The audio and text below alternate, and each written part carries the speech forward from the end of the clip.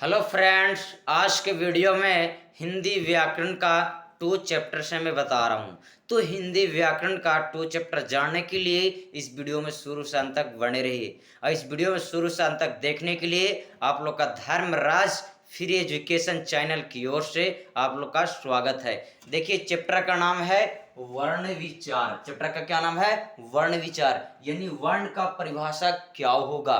तो देखिए, वर्ण किसे कहते हैं? वर्ण उस मूल ध्वनि को कहते हैं जिसका खंड या टुकड़े नहीं किया जा सकता है, उसे क्या कहते हैं? वर्ण कहते हैं। यानी कहने का मतलब है कि मुंह से जो भी वर्ण निकलती है उन वर्ण को खंड या टुकड़े नहीं किया जा सकता है, तो क्या कहलाता है? वर्ण कहलाता है। समझे कि नहीं? जैसे एग्जांपल में आ ई क हलन, ख हलन, ग हलन। समझ कि नहीं?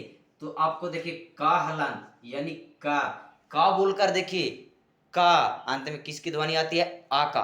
तो का यानी का जोड़ आ, यानी आ की सहायता से आपको पूरा का को बोला जा रहा है। तो आपको का पूरा कितने खंडों में हो गया? का जोड़ आ, 2 खंडों में। कितने खंडों में? 2 खंडों में। अब 2 खंडों के बाद इसको तीसरे खंड में नहीं किया जा सकता है। 2 खंड के बाद तीसरे खंडों में इसको नहीं किया जा सकता है, तो क्या कहलाएगा? वर्ण कहलाएगा। समझे कि नहीं?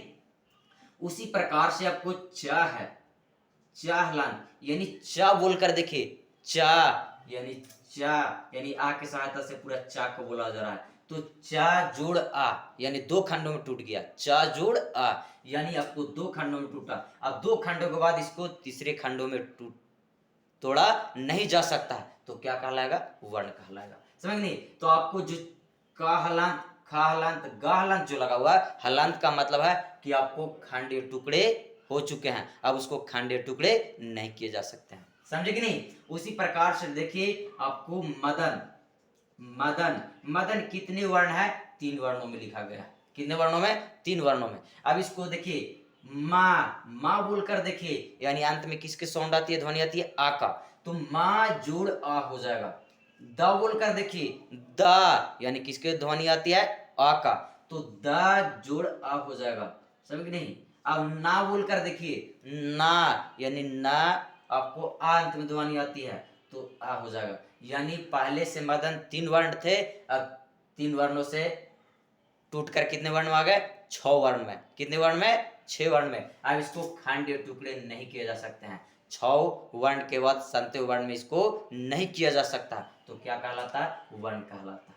तो याद रखिएगा कि जिस वर्ण को खंड या टुकड़े नहीं किए जा सकते हैं, तो आपको वर्ण कहलाता है। समझ नहीं? जैसे आपको विस्तार रूप से मैंने बता दिया तोड़कर। अब देखिए, वर्ण के कितने भेद होते हैं? वर्ण के कितने भेद होते हैं? तो वर्ण के 2 भेद होते हैं। कितने भेद होते हैं? 2 भेद होते हैं। पहला स्वर वर्ण और दूसरा व्यंजन वर्ण। पहला क्या हो जाएगा? स्वर वर्ण और दूसरा व्यंजन वर्ण। अब देखिए, स्वर वर्ण किसे कहते हैं? स्वर वर्ण किसे कहते हैं?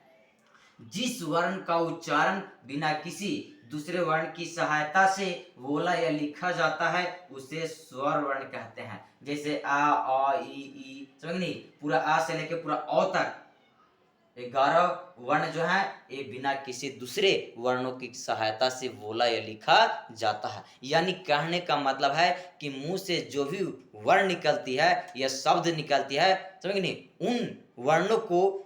उन वर्णों में बिना किसी दूसरे वर्णों की सहायता से बोला जाता है या लिखा जाता है। उसमें कोई वर्णों की सहायता की जरूरत नहीं है। उसमें कोई वर्णों की जरूरत नहीं है बोलने लिखने में, तो क्या कहलाएगा? आपको स्वर वर्ण कहलाएगा। तो याद रखिएगा कि बिना किसी दूसरे वर्णों की सहायता से बोला या लिखा जाता है, उसमें किसी को वर्णों की जरूरत नहीं है, तो क्या कहलाएगा? आपको स्वर वर्ण कहलाएगा। जैसे आ बोलकर देखिए, अंत में किसी भी ध्वनि के आवाज नहीं आती है। समझ नहीं? आ बोलकर देखिए, आप किसी वर्णों की ध्वनि नहीं निकलती है। ई बोलकर देखिए, समझ नहीं? इसमें बिना किसी दूसरे वर्णों की सहायता से पूरा को बोला जा रहा है, तो क्या कहलाएगा? स्वर वर्ण कहलाएगा। अब देखिए, व्यंजन वर्ण किसे कहते हैं? व्यंजन जिस वर्ण का उच्चारण स्वर की सहायता से बोला या लिखा जाता है, उसे व्यंजन वर्ण कहते हैं। समझ कि नहीं? यानी कहने का मतलब है कि मुंह से जो भी वर्ण निकलती है, उन वर्ण आपको स्वरों की सहायता से बोला जाता है। किसकी सहायता से बोला जाता है? स्वरों की सहायता से।